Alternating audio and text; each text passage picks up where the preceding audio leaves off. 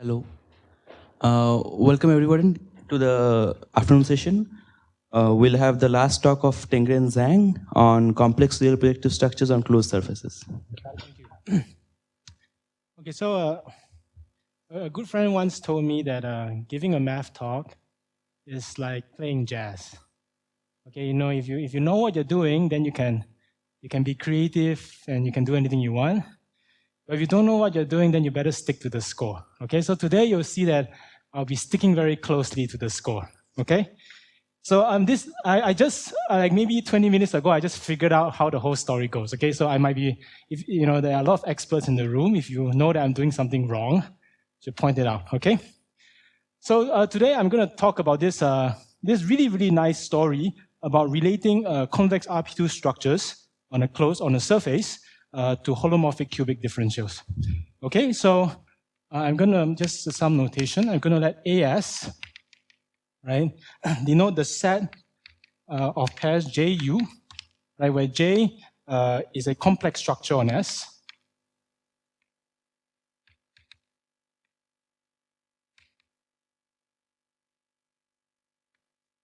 Okay, and U here is a holomorphic cubic differential, right, with respect to J, right, with respect to this complex structure that you chose. Okay, so what is a holomorphic cubic differential? Well, if you choose local holomorphic coordinates on your surface, then U is just something of the form fz dz cube, right, where f is holomorphic. It's a holomorphic function. Okay, so the main theorem that I would like to talk about today is due independently to Francois Labourie and John Loftin. Right? And they show that when S is closed, when S is a closed surface, okay, then there is a mapping class group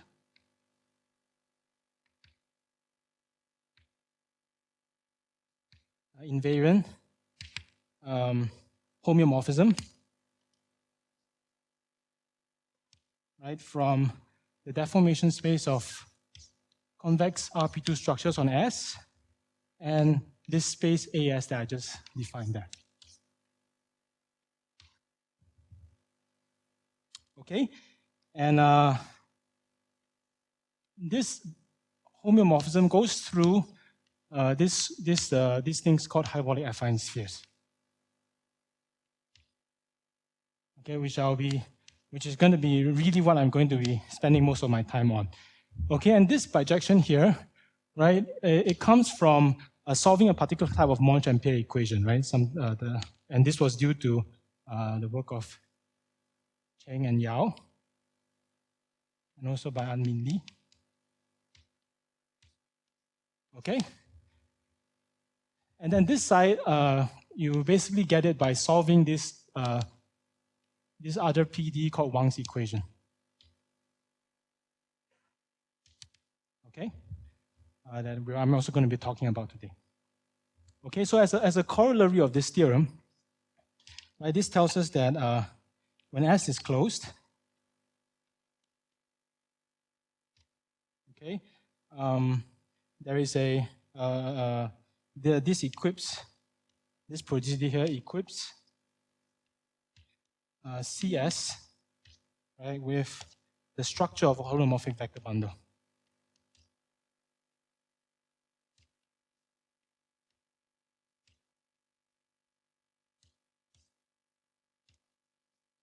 Right, over the technical space of S.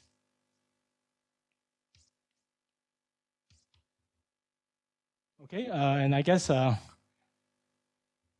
yeah, this guy is supposed to have the structure of a holomorphic vector bundle, okay, but I'm actually not so sure how to describe that. I mean, you can see that it's a complex vector bundle over technical space where the fibers are the cubic differentials, but it's not, I'm not sure how to actually describe the holomorphic structure. Okay, but there are lots of experts in the audience. You can ask them later if you want. Okay. One thing that's also not so, I'm not sure if this is true, so obvious to me is here we have a real analytic structure that we described before. okay, last time. And here you have a real analytic structure that comes from the fact that it's a holomorphic cubic differential, holomorphic vector bundle over Teichmüller space. And it is not clear to me that this correspondence preserves that holomorphic, the real analytic structure. Okay. All right, and then this result was later generalized to the setting of finite volume convex RP2 structures on a finite type surface. Okay, so this is due to Benoist and Hulen. Right, so they show that CS of FV, right, is in bijection with the set of pairs JU, okay, such that J is a JU, this guy is inside of A of S, right? So that J here is a complex structure with cusps at the punctures of S.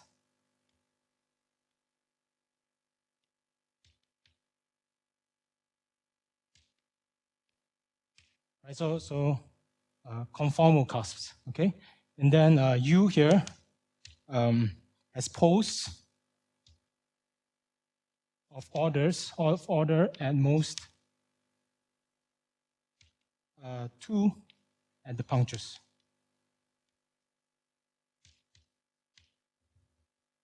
Okay, and so I'm going to call this set AS of finite volume. Okay, so this was extended by Benoist-Hulen.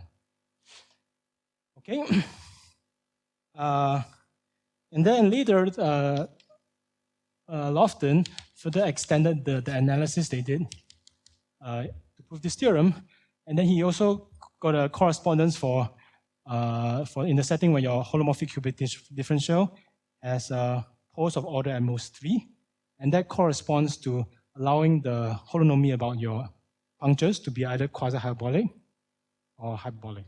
Okay, and using that, he constructed this thing that he called the augmented space of convex RP2 structures, which you should think of as a generalization of the augmented Teichmüller space. It captures certain kinds of degeneration in CS, and he shows that this is in homeomorphism, right, with AS of R. Okay, so he constructed an augmentation of this side as well. Okay, and he defined topologies on both of these things, and he showed that this corresponds to homeomorphism. Okay, and just to toot my own horn a little bit. Okay, so Loftin and I also managed to describe the topology on this side very explicitly using local coordinates. Okay, so we could describe topology on CS arc using coordinates, using local coordinates. Okay, which you should think of as an analog of the Wolpert's plumbing coordinates for the augmented Teichmüller space. Okay, so anyway, today the main thing I'm going to be focusing on is the theorem of Labourie-Loftin, how to get these two bijections in the case when your surface is closed. Okay? All right, so let's start. So first we want to relate convex RP2 structures, right, with hyperbolic affine spheres.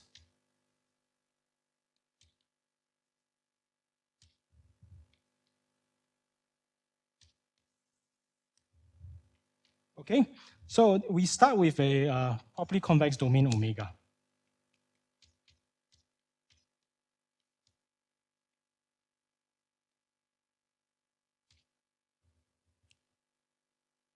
Okay, and then from this we can look at the cone over omega inside of R3. Okay, so my picture of R3 looks like this.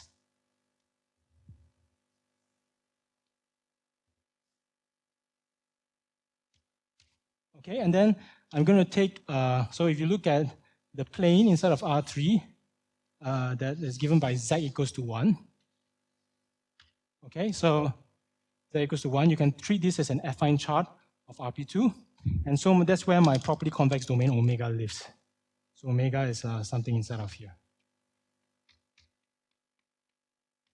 Okay, and then you can look at the cone of all lines to the origin that hits this domain. Okay, so use red.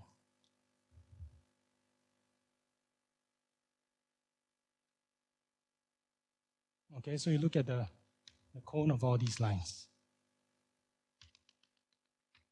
Okay. Then next, I'm going to let M be the graph of a smooth convex function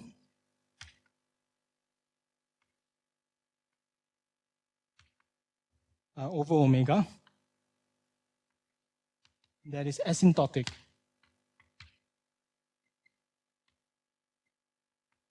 to the cone. Okay, so in this picture, M looks something like this. Okay, so this is the surface M. Okay, and convex here just means that it looks like it's bounding a convex set in R3. And being a function over omega just means that if you take any line through the origin that hits omega, it's going to hit the surface only once. Okay? Then now for any point x in M, okay, I'm going to let Vx be a vector in the tangent space to x at R3, to R3 at x, right, given by the position vector.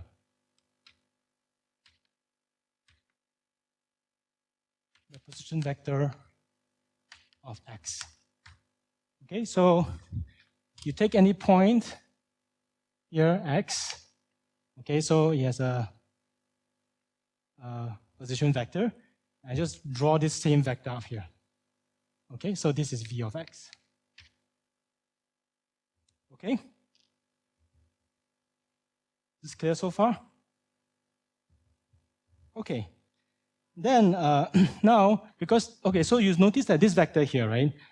The convexity ensures that it's always transverse to the tangent plane to my surface. Okay, so this allows me to decompose the tangent space to R3 at every point into a plane part and a line part. Okay, and using this, I want to decompose the flat connection on R3. Okay, so I'm going to let D be the flat connection on R3. Okay. Then for any pair of vectors xy, so for any pair of vector fields xy as sections of Tm, okay, you can, if you look at dxy, right, this is another vector field in the in R3 along my yellow surface. Okay, and so you can decompose this into the tangential part. So this guy here lies inside is a section of Tm. And then you have the other part, right? The part that's parallel to V. Okay, you take this decomposition.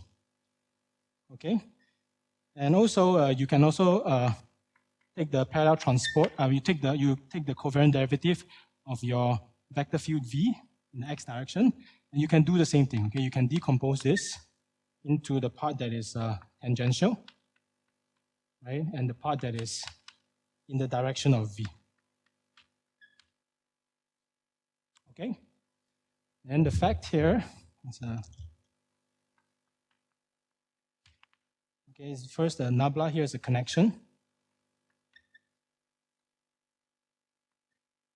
Right, so this gives you a connection on the tangent bundle of M.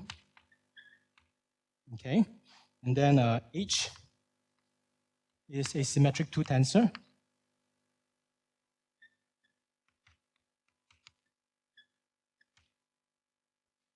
Okay, then SV, right, gives you an endomorphism of the tangent bundle of M, and this tau, this guy tau here, is a one tensor.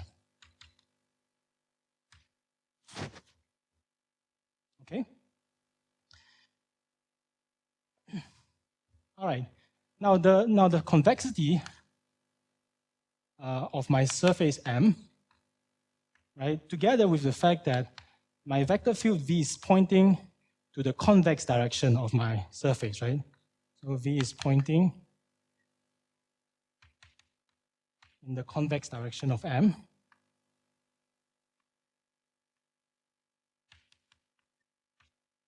Right, tells me that actually H is positive definite.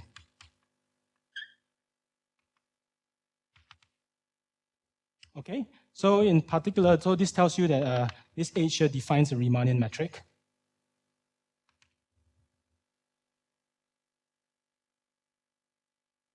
When do we know that?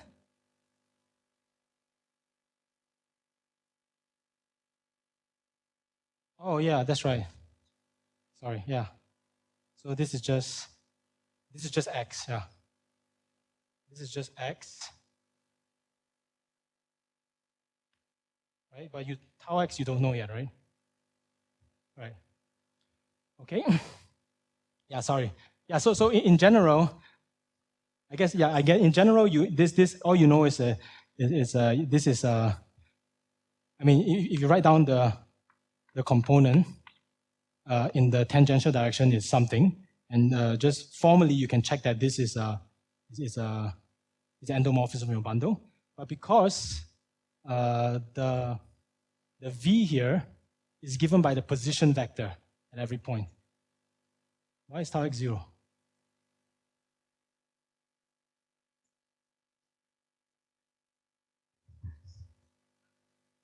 Dx.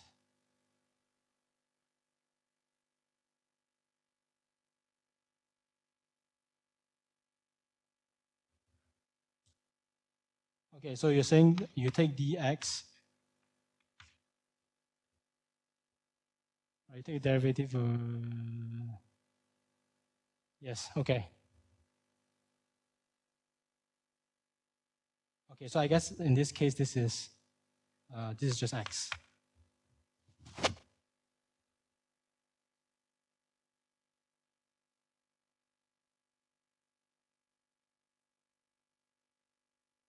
Okay. Okay. So now H defines right. So H defines a Riemannian metric on M.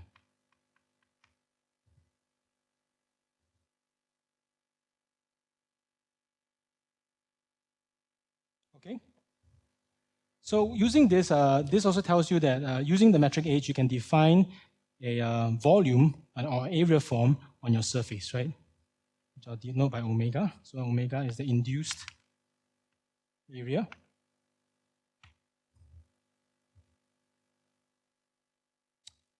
Okay, but you also have another area that you can define on your surface that is given to you by the volume on R3. Okay, so right, so I'm going to let omega. This is another volume, so it's a section of T star M. Okay, I'm going to let omega be defined as follows.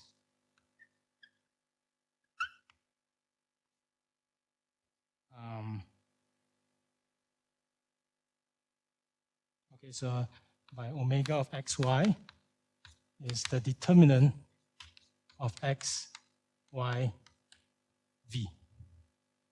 Okay?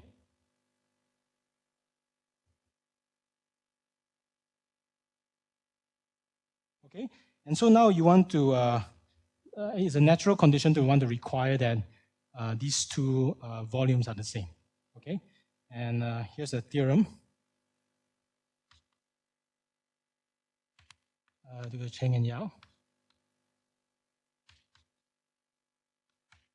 Right, that there exists a unique M.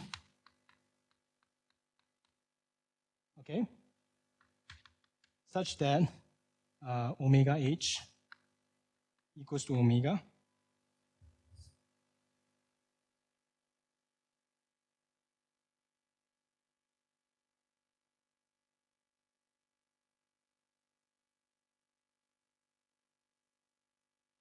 sorry. Yeah, omega H to be omega. And I think that's it, right? That's it.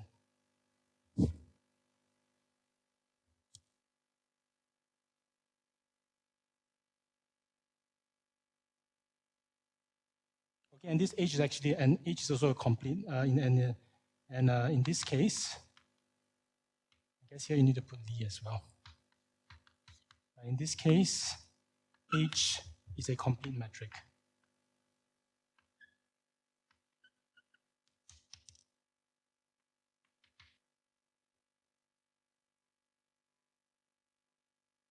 Okay, so then here's my definition. Okay, I say that any surface obtained this way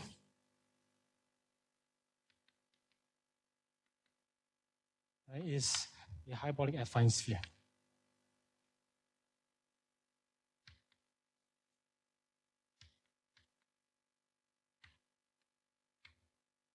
Okay, this will be my definition for hyperbolic affine sphere.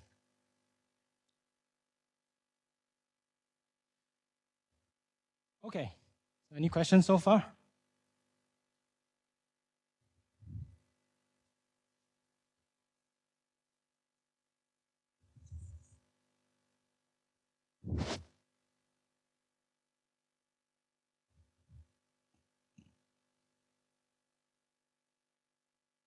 Okay, so a few things to note just from this construction. First, the uniqueness of M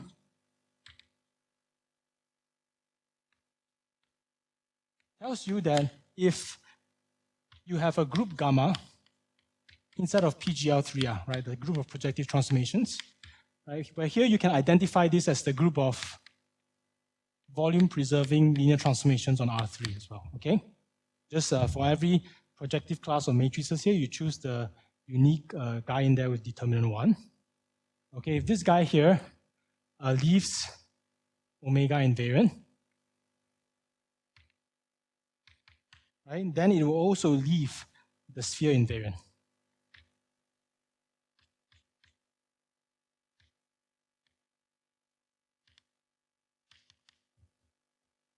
Okay, which means that all the objects that you define, right, all the connection, the tensor and everything will be invariant under this group as well. Okay, so that's the first note. And so, right, okay, and then here are some names. So nabla here is called the Blaschke connection.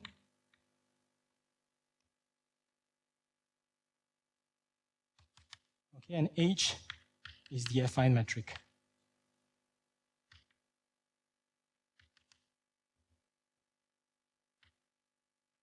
Okay, of my hyperbolic affine sphere. Okay, so maybe I should. Okay.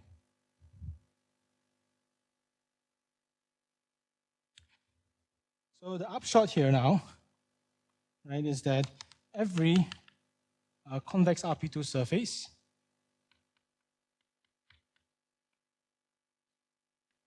right comes equipped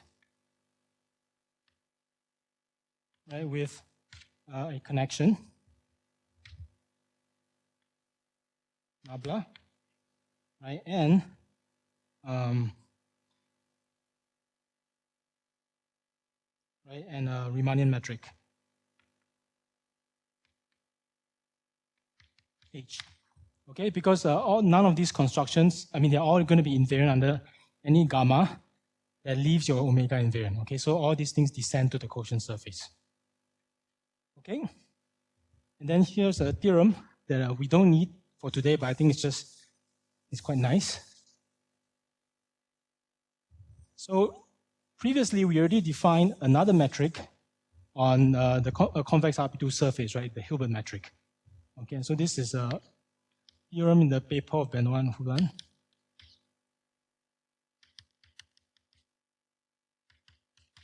Right, which says that the Hilbert metric and the Blaschke metric, the affine metric.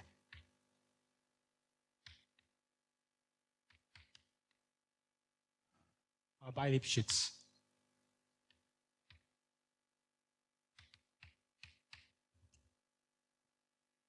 Okay.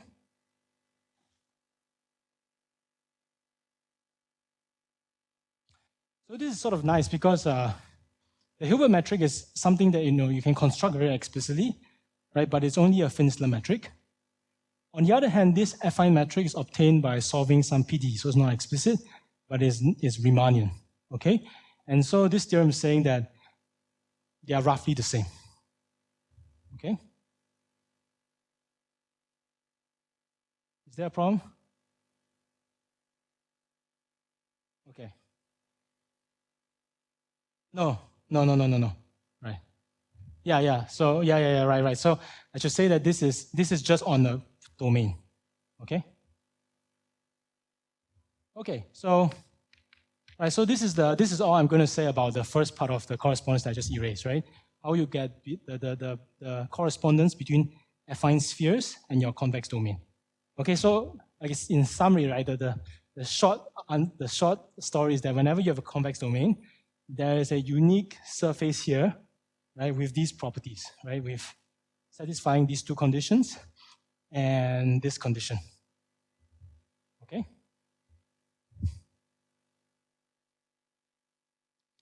Okay. So next, I'm going to talk about the local conditions defining an affine sphere, defining an hyperbolic affine sphere.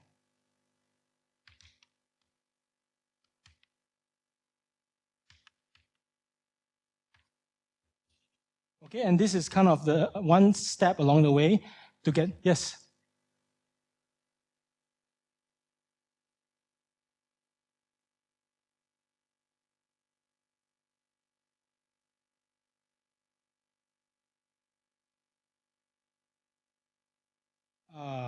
Okay, let me think.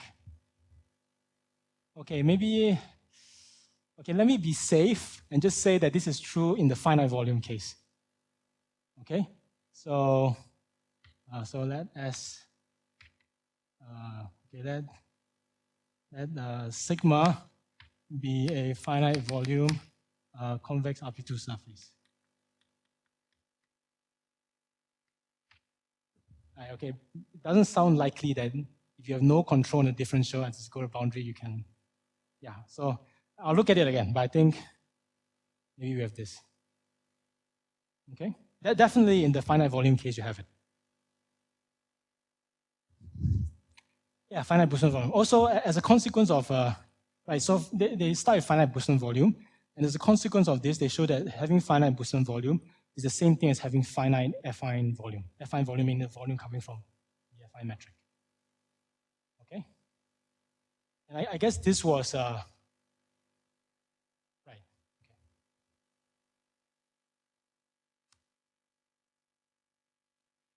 Okay, so most of today, okay, so let me just say that I'll think of the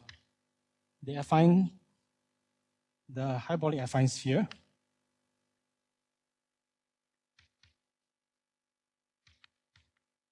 Right, I'm going to think of it as a map F from R2 into R3.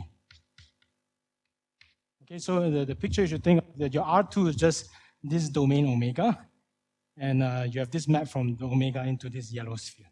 Okay, so that's how I'm going to think of my affine sphere today. Okay, and okay, so then the image of this guy is M. Okay, and so what we've said so far is that given this hyperbolic affine sphere, right, then you have metric H, Riemannian metric, and a connection nabla, right, the torsion-free connection nabla on the tangent bundle of R2. Okay, you just pull back all the structure you have on M onto R2 here. Yes? No, here I'm taking the radial.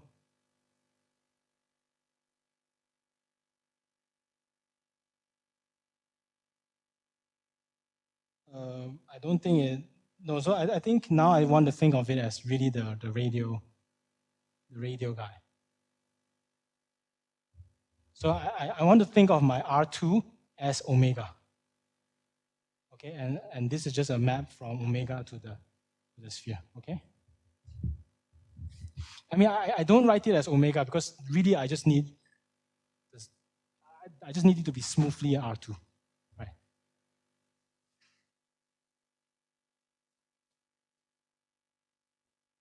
Okay, I think I might change my mind later, but that's what I want now. Okay. So the question now is how do we repackage, right, this data, which is the metric and the connection, into something holomorphic, right, into a complex structure together with a holomorphic cubic differential. Okay? And once you can do it, you also ask how do you get the converse? So starting with this holomorphic data, right, a complex structure with a cubic differential, how do you recover the metric together with its connection? Okay? So the idea here is, of course, you cannot, if I give you just any Riemannian metric and any connection on R2, you cannot do this. Okay, so you need to use the fact that you come from a hyperbolic affine sphere. Okay, and so you need to use these structure equations. Okay, so the idea is to use the fact that D is flat. Okay, and I guess omega h equals to omega. So I guess in this case, omega h equals to omega, right? Which is the same thing as saying that nabla of omega h is 0.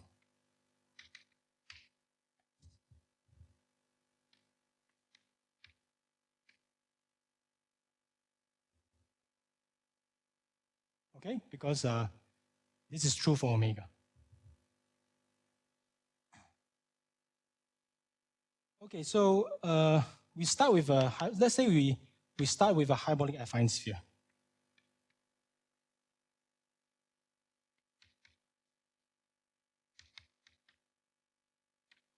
Okay, so I start with this data F from R2 to R3. Okay, then I'm going to use this. I'm going to look at the pullback of the tangent bundle to R3 over R2. Okay, so you have this pullback bundle. Okay, so what is this? So we have this map R2 into R3. Okay, and above this guy, you have the tangent bundle to R3. You just look at the pullback. Okay, so this guy here is a bundle of R2. This F and this commutes. Okay, then notice that this guy here, it decomposes, right, into the tangent bundle to R2 and really the tangent bundle to R2 and the V direction. Okay? Okay. So furthermore, this guy also comes equipped with a connection. Okay, so F star TR3 comes with a connection D.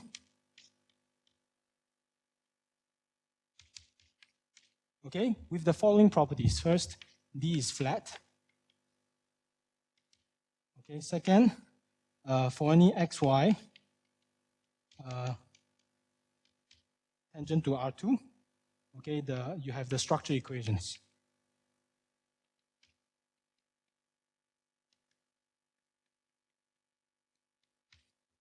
Okay, and dxv equals to x. And third, nabla of omega h is 0. Okay, so you have these three equations, these three properties that this connection satisfies. Okay, now conversely, if you have a bundle with these three properties, then you can also then from this you can reconstruct the affine sphere. Okay, so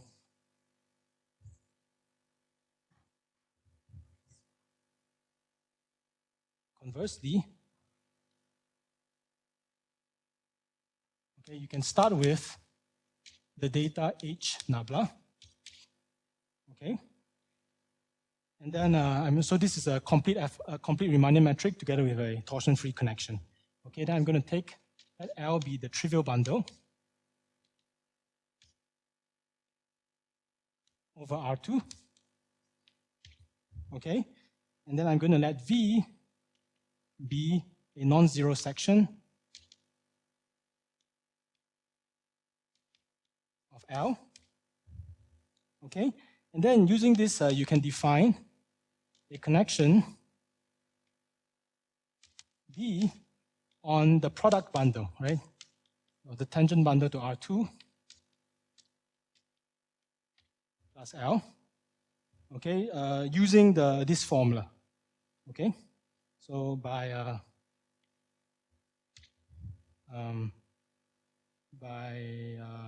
let's see, so dxy equals to nabla xy plus hxyv,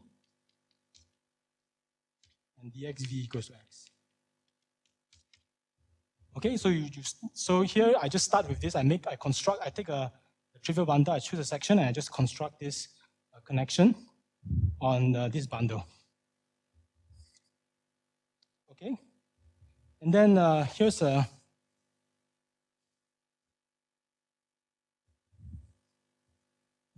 proposition.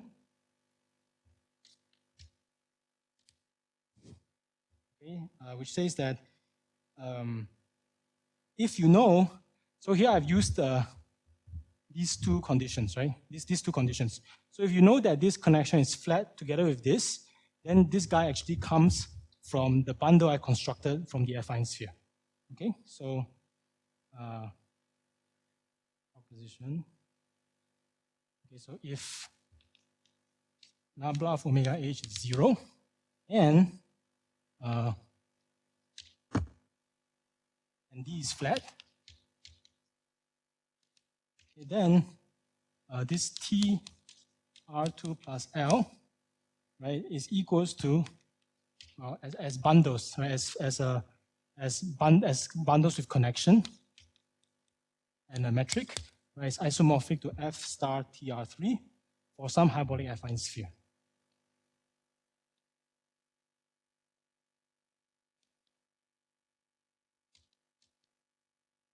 F from R2 to R3. Okay, so the upshot so far is that we have reduced, we are now able to write when, okay, so given this H and nabla, right, we are able to write down when this pair comes from a hyperbolic affine sphere, just entirely using stuff on the surface. I don't need the immersion anymore. I don't need to know what my embedding is anymore. Okay, so that's the upshot here. So upshot we have written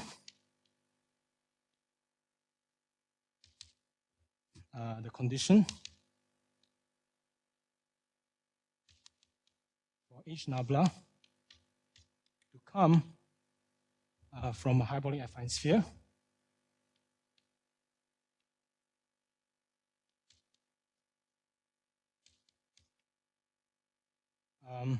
As a condition on some bundle on R2.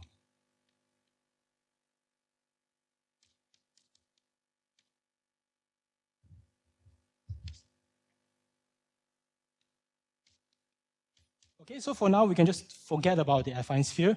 Just remember this data of H nabla with these conditions, okay? And then we want to convert that into this holomorphic data. Okay, and also starting from holomorphic data, we want to arrive at H nabla satisfying these conditions, then you know that you come from an affine. Okay?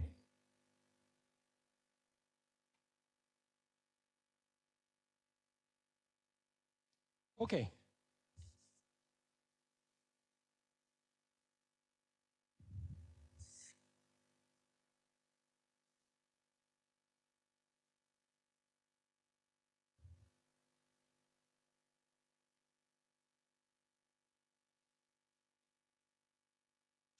Okay, so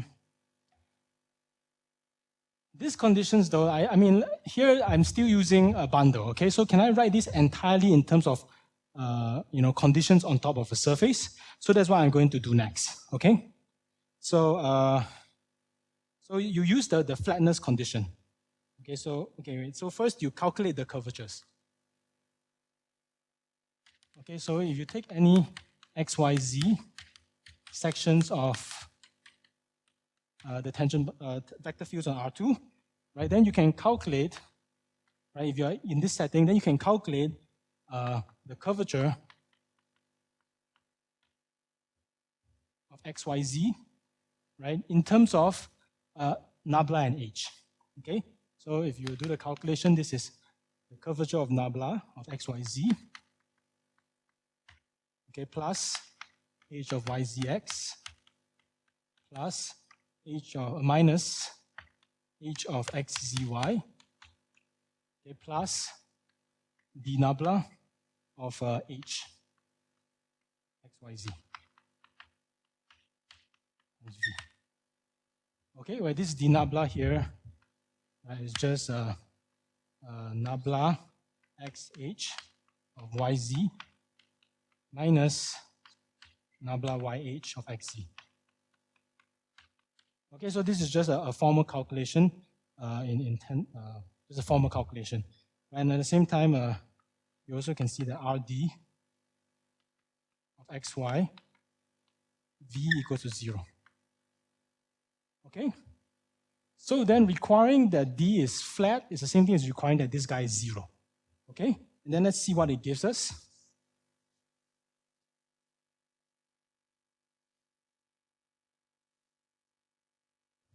Okay, so d is flat. Right, is equivalent to the following two conditions. Okay, so notice that requiring this to be 0. I mean, here what are we doing, right? We're taking this vector field and we're decomposing it into the tangential direction. Right, so this part here is a section of Tm, right? And this guy here is inside of the bundle L. It's a section of L. Okay, so in order for this guy to be 0, both of these pieces need to be 0. So your 0 condition splits into two different 0 conditions. Okay, so this means that R nabla of xyz plus h of yzx minus h of xzy equals to 0. Okay, and nabla xh, the second thing, so nabla xh yz is equal to nabla yh xz. Okay, so I'm going to call this condition 1 and condition 2. So these two conditions together is equivalent to saying that D is flat. Okay?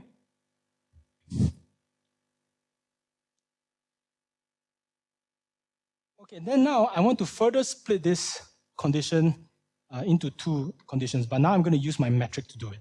Okay? So now I'm going to let nabla H be the Levi-Civita connection for my metric H.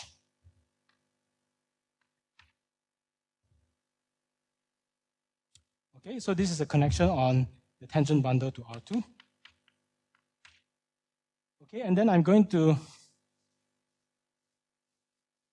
take the difference. I want to create a tensor. Okay, so I'm going to take the difference between this connection and the connection nabla I started off with. Okay, so A, so this measures how different these two guys are. A is defined to be nabla minus nabla H. This guy here now is a section of T star M. So the difference of two connections is a tensor. So this is a section of T star M tensor with the endomorphisms of Tm. Sorry, R2. Okay, so this now is a tensor of this type on top of R2. Okay? And then the fact that both of nabla and nabla H are torsion-free, right, tells you that A here has this symmetry, right? AXY equals to AYX. Okay? And then using this, we can further convert our conditions into conditions that are just only on the surface. Okay, so this again is a calculation. So in fact, this condition, let me see what is 2. Okay, I call this 1 and 2. Let me just stick to my notes. So there's Roman 1 and Roman 2. Okay, So the fact is the Roman 2 condition, this condition, right? You can show that this is equivalent to saying that under your metric h of axy, right, is equal to h of axyz, right, is equal to h of y axz. Okay, so your this tensor that you define here is symmetric with respect to h. Okay. Then I'm going to calculate, now I'm going to use nabla h again and further calculate my curvature in terms of the curvature of h and in terms of A.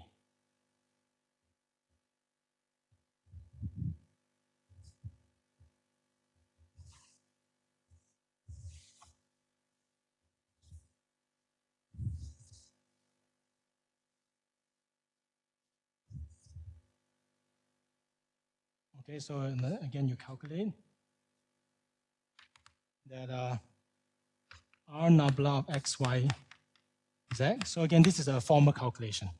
Okay, this is equal to R nabla h of x, y, z. Okay, plus ax ax ay z. Okay, plus d nabla a of xy z. Okay, so this is a formal calculation. And then, okay, and maybe I should just define what this guy is again.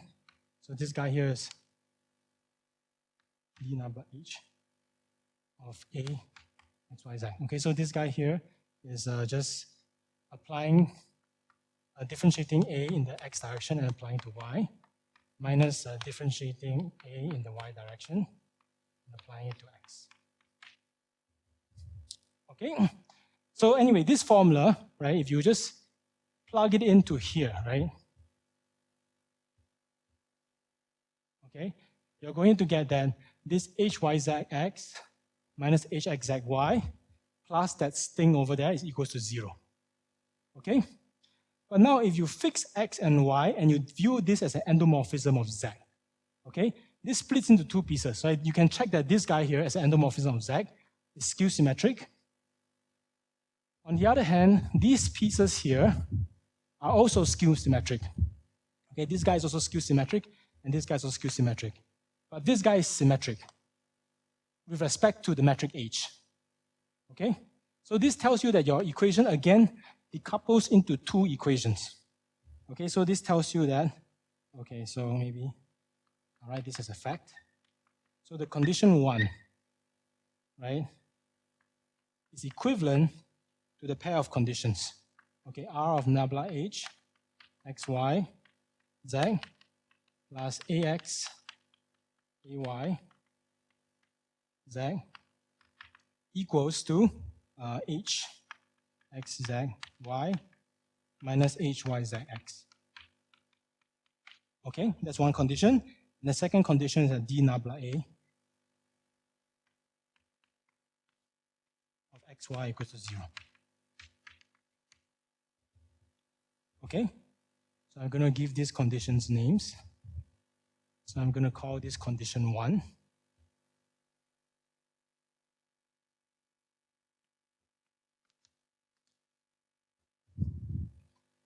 Those two conditions are 2 and 3. This one's called 2. This one's called 3. Okay, and then you have one last condition, which comes from the fact that your the area for your metric h is parallel under nabla.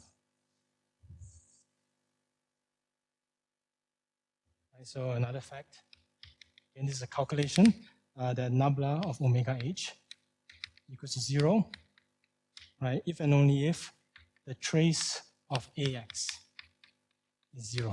And this is for any vector field x. Okay, so this is condition 4.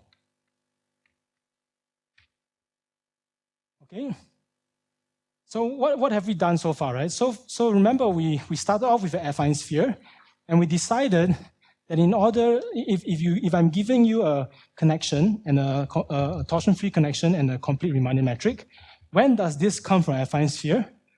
Well, it comes from an affine sphere exactly when these two conditions hold together with this condition. Okay?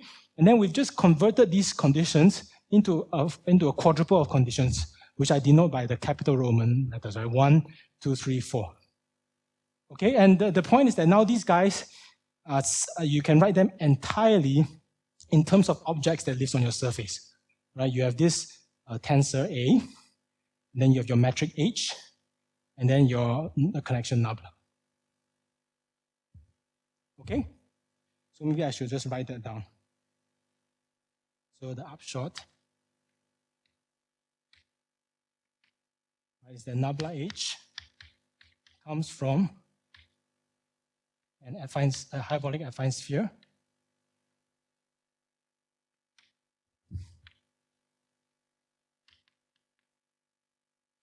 if and only if conditions 1 to 4 hold.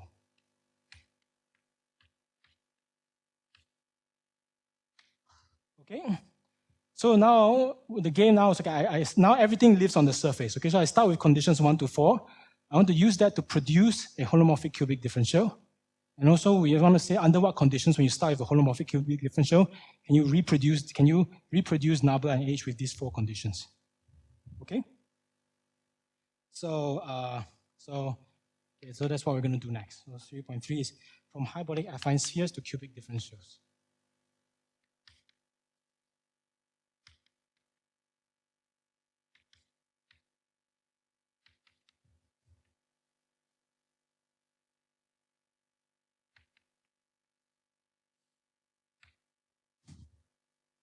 Okay, so let's start with the data from the affine sphere. So suppose that you are given this torsion-free connection nabla with this complete metric. Yes? Yes, that's right. That's right. That's right, yeah. So I'm just going to write that down. Okay, so suppose that you start off with this that satisfy the conditions 1 to 4.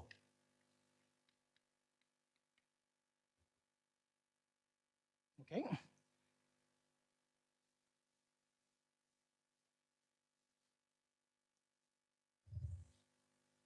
Okay, then from here I'm going to define another tensor using A and my metric. Okay, this is called the pig tensor.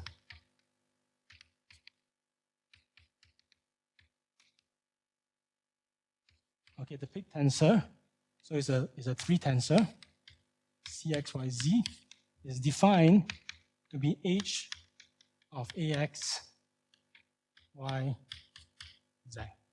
Okay, so what am I really doing here? So Ax, remember, so I guess this is Ax, A, okay, A is just a section of T star M, right? It was a difference of 2 connections. So it's a section of T star N, tensor the endomorphisms of Tm, right, which is T star M tensor Tm. Okay, but you can raise, using your metric, you can raise indices. So you can take an isomorphism from Tm to T star M, right, using the metric H, right, and then that will give you an object inside of T star M tensor T star M tensor T star M, and that's exactly what this C is. Okay, so we have this pig tensor. Right, and then as Mahan said, I'm going to let J be the holomorphic structure underlying H.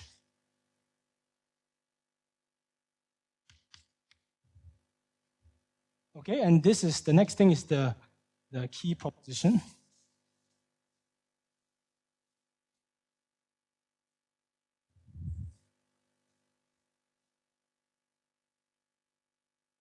So proposition. Okay, this tensor C here is symmetric. Okay, and it's the real part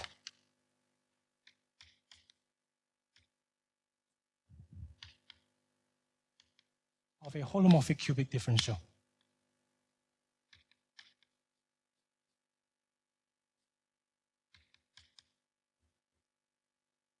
Okay, so why should this be true? I'm going to give you a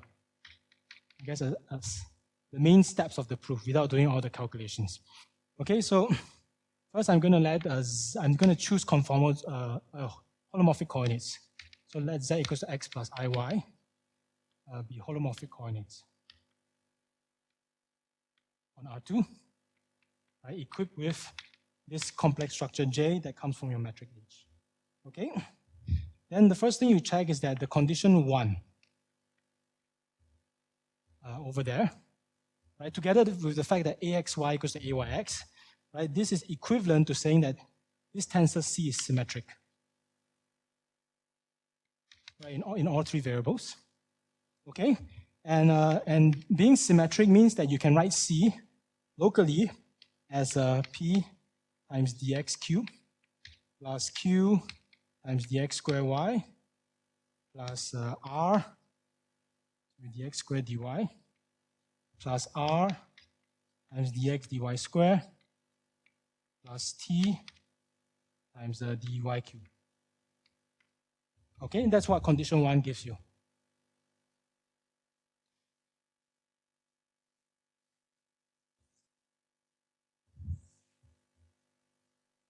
Okay, and then condition 2, no, not condition 2, condition 4, right? The fact that the trace of this AX is 0. So remember, C is basically AX, okay? So requiring the trace of AX is 0 will impose a condition on C. Okay, if you do the calculation, that will tell you that it's equivalent to saying that C is equals to P dx cubed minus T dx squared y dx squared dy plus minus P dx dy squared plus T dy cubed. Okay, you impose some conditions relating PQRT. Okay, and if you are of this form, then this means that this is a real part, right, of the following thing, right, of P plus IT dx plus I dy cubed. Okay, which is the real part of something of the form Fz dz cubed. Okay, so at least now you have the tensor of the correct type. Okay, so but why is this holomorphic? Then this is where you use condition 3. Where's condition? Yeah, condition 3 over there. Okay, so the d nabla of h of A being 0, right? This is equivalent to d nabla h of C being 0. Okay? And you can show that this is equivalent, so there's some calculation, there's some symmetries of C that you need to use here, that this is equivalent to d nabla h of partial by partial z bar, partial by partial z, partial by partial z, partial by partial z is 0. Okay, it's obvious that this implies this, but from the symmetries, you can actually obtain that, that's a C here, right, that this is actually enough to get that. Okay, but this guy here, if you calculate this, okay, this is exactly the partial derivative of f with respect to z bar. Okay, so this tells you that f has to be holomorphic. Okay, so this is the real part of a holomorphic cubic differential.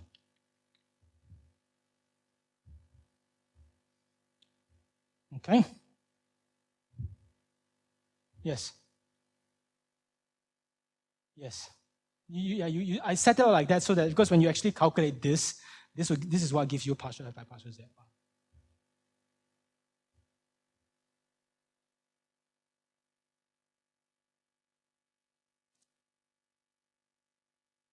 You mean in general, meaning in higher dimensions, or? No, so here everything, there's no group action, right? It's just you have an affine sphere, so you have to start with the data of H and nabla.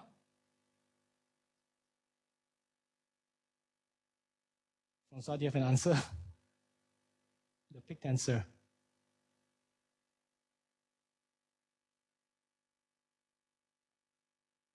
Yeah, so I guess if you start with just some arbitrary nabla in H.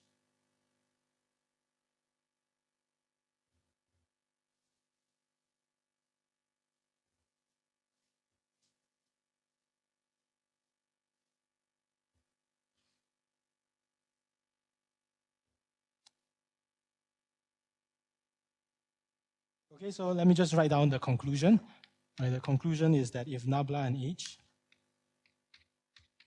right, comes from a hyperbolic affine sphere, right, meaning that it has conditions 1 to 4, then the holomorphic structure underlying H, together with this cubic differential U that we constructed, right, is a complex structure on R2 and a holomorphic cubic differential.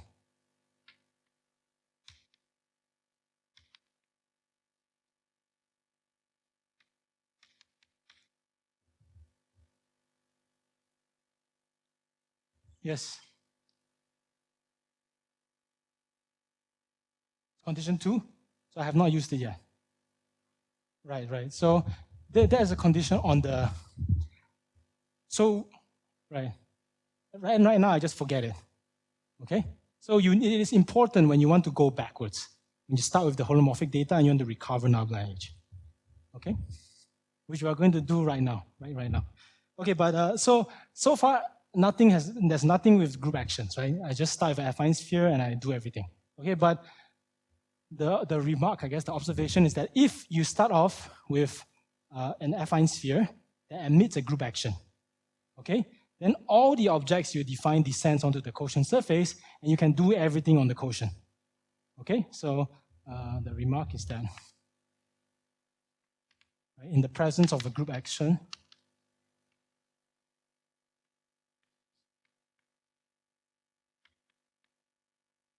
everything descends to the quotient.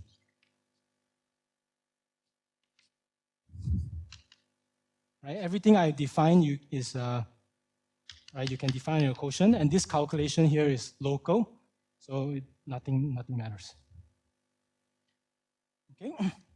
Okay. So next we're going to go from holomorphic cubic differentials to hyperbolic affine spheres.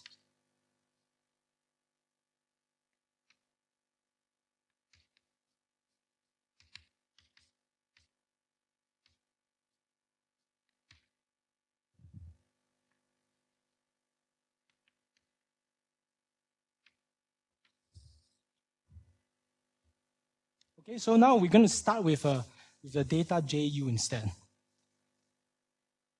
Right, and we want to try to reverse the process that we've just done. Okay, so start with a complex structure J on R2 and holomorphic cubic differential U. Okay, then so previously we had this pig form, right, which we basically proved was the real part of a holomorphic cubic differential. So starting with U, if you want to recover C, then you just define C to be the real part of U. Okay, and then now we want to further go, right? So how do we define C? Well, we use the metric H together with this endomorphism A to get C. Okay. So if I want to start with C, I want to get back to A. I cannot do that because I'm missing a piece of information, which is the metric. Okay? So what to do? Well, we just look at all the possible metrics that are in the conformal class of J, and you do the same thing, and you see which one produces for you the correct condition in the end. Okay? So let me just be a little bit more formal. So I'm going to let H naught first be the constant curvature -1 metric conformal to J. So this is a metric on H2, right? There's a unique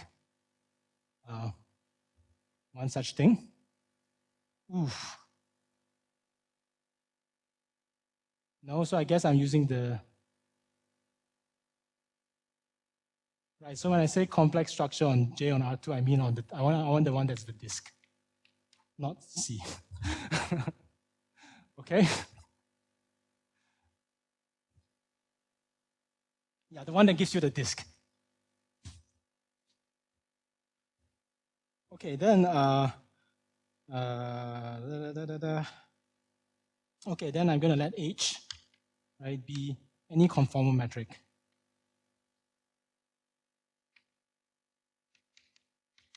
To J, right? Then you can write H as e to the C times H naught. Okay, some conformal factor. Okay. Then for any such metric, now you can define AH. Right? This is a section of T star M. Answer the endomorphisms of M. Sorry, R2.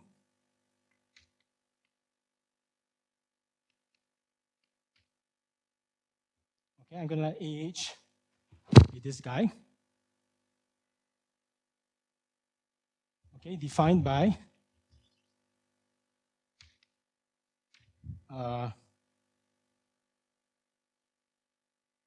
defined by what you expect. Okay, defined by C of X, Y, Z is H of AH, X, Y, Z. Okay? Then, if you look at the proof that we had before, right, the AH that you define this way will automatically satisfy 1, 3, and 4. Okay, because this guy, I mean, you start off with a holomorphic cubic differential, you took its real part, and then you define AH like that. The real part is going to be symmetric, so you automatically get 1. And then this guy is just being the real part of something of the form FZDZQ. Okay, so you get 4. And then the holomorphicity gives you 3. Okay? So the only thing you need to in order to get to say that this comes from an affine sphere, the only thing you need to say is when does this satisfy 2? Okay? And then how much time do I have left? Yeah, I think I need to skip some stuff. Okay, so maybe I should cut the story a bit shorter, and let me just say this as a fact. Okay, the condition 2 here. Okay, so okay, let me see, how do I say this? Okay, so maybe I'll just say that AH, I guess a JU allows you to recover nabla H, right? If and only if this AH satisfies 2. Okay? And the fact that it satisfies 2 can be written in terms of a second order PDE. Okay, so Laplacian of C. So C here is this conformal factor C, and the Laplacian here, I'm using the Laplacian with respect to the uniformizing metric. Okay, this guy plus k e to the minus 2c, okay, minus e to this guy equals to this minus e to the c plus 1. Right, where this little k here, right, is it looks like this is h of, well, it's basically the, yeah, let me just write it. Okay, let me just say some function associated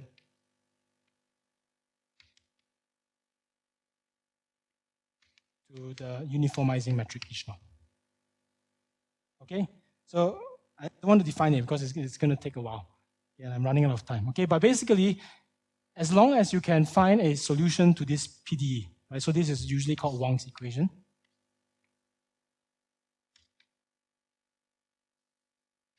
Right? Having a solution to this PDE is equivalent to saying that this AH here satisfies 2, right? Which means that your holomorphic data, you can get back your affine sphere, your hyperbolic affine sphere data.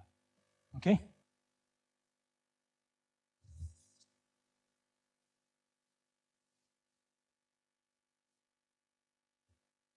Yeah, actually, I saw 2 different versions of this Wang's equation.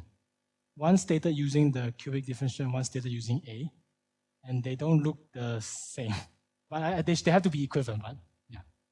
Okay, but here I'm stating the version using A, so I think the there's something that's different here if you use the cubic. I don't. Anyway, okay. My point here is that there's this PDE that you need to solve, and solving this is equivalent to saying that your holomorphic data came from an affine sphere. Okay, and I guess so. This was solved in by different people. Okay, so by different people in different settings. Okay, so now let's go back to CS.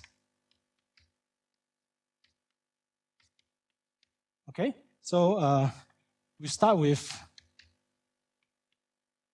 a convex projective structure in S. Okay, then this gives you your affine metric and your Blasky connection on S. Right, this is on the convex RP2 surface, but of course you can pull it back onto S when you have a structure. Okay, and so this gives you JU right, on S. Okay, so and when S is compact, when S is closed, right, compact without boundary, right, the Wang's equation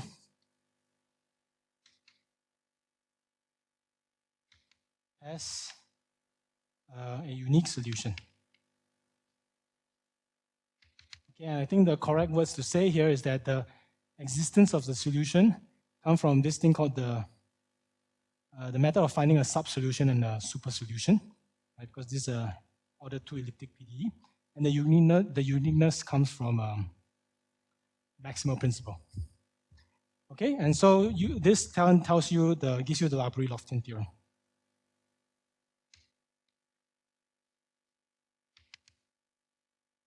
Okay.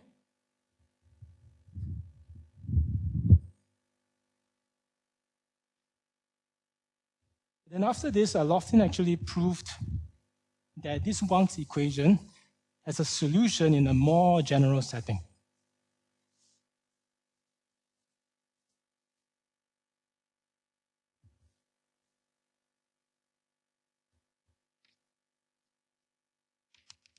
Okay, so Loftin says that if, for general S, I guess, general here meaning orientable, finite type, with negative Euler characteristic. Okay, in that setting, then Wang's equation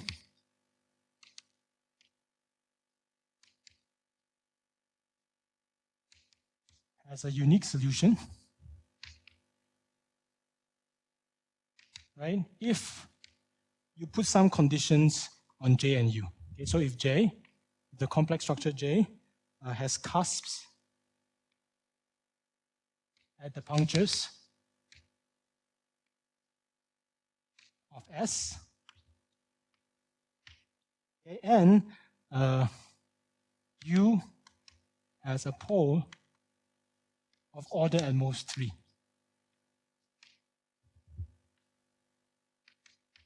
At every puncture.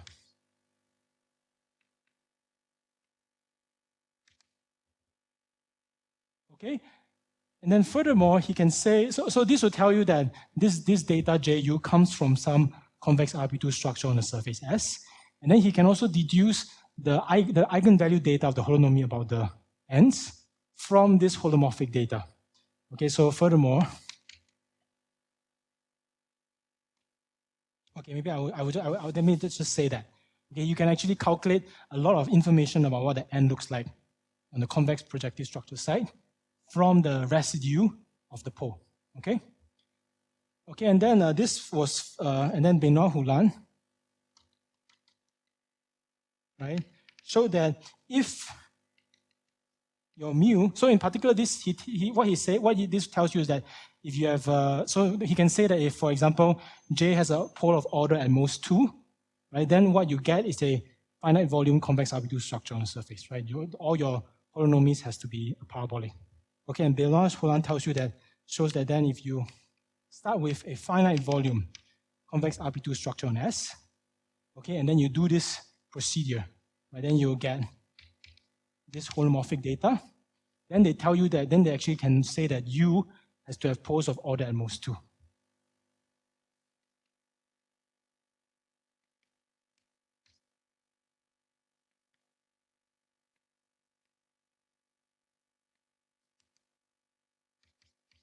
At the cusps. Okay, which finishes, which which gives you the bijection between this guy here and what I called ASFV before. Okay, so that's the story. That's it.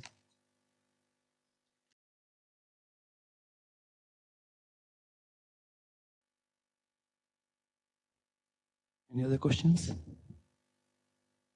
No? Then let's thank Tengren for the wonderful mini course. Thanks.